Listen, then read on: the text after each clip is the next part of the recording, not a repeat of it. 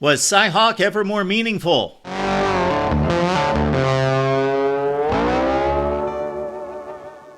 Breaking down week 2 in college football right here at the Voice of College Football. My name's Mark. Please like the video and subscribe. Let's get rolling with the Cyhawk Trophy on the line, but much more concerning ramifications for the college football playoff possibly down the road with Iowa State at Kinnick.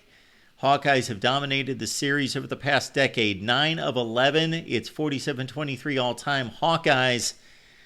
But it's always low scoring, and it's almost always close into the fourth quarter. Check out last year's game, and the Cyclones won 2 years ago in Kinnick. All right, let's break it down here with the Iowa State offense.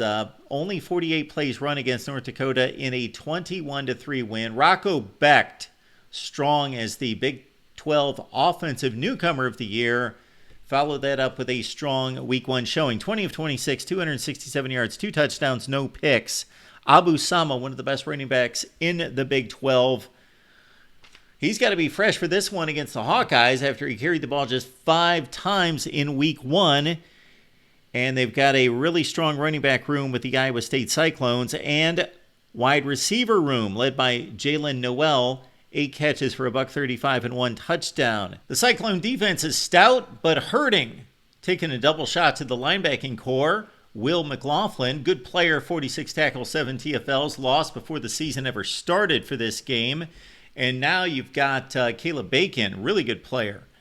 All-conference nominee, 70 tackles last year, 6.5 TFLs. He was knocked out of the North Dakota game early. He will not play against the Hawkeyes. The secondary is excellent as well, especially the safeties. You've got Malik Verdon and Jeremiah Cooper for Iowa State. On to the Iowa offense.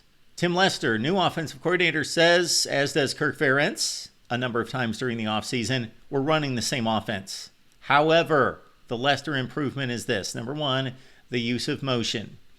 Puts the defense on its heels. This was a team that ran less motion over the last couple of years than any team statistically in college football.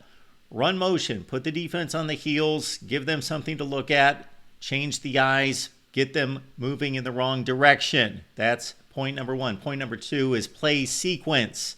Tim Lester knows better than the previous OC how to set up a defense for later in the game, and also just the technique of the players.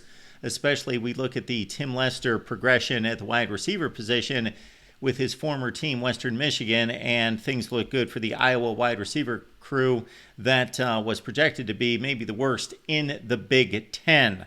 4 running backs in the running back room, although Leshaun Williams doesn't appear to be available for this game against Iowa State. Caleb Johnson, 119 yards in the opener with a big 65-yard touchdown run, although Kamari Moulton listed number 1 on the depth chart. Of course, the offense had a sluggish first half against Illinois State with just 2 field goals, then exploded in the second half for 34 points.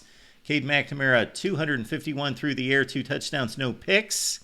However, that's against Illinois State, number 1. Number 2, what if Cade McNamara gets hurt?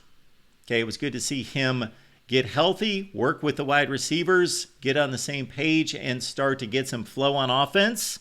However, at the same time, if Brendan Sullivan is needed, sure, he's a capable backup quarterback, but he's not worked in a game with these receivers. They could have gotten him in. The Iowa defense might be the best in the nation. The linebackers probably are the best in the nation.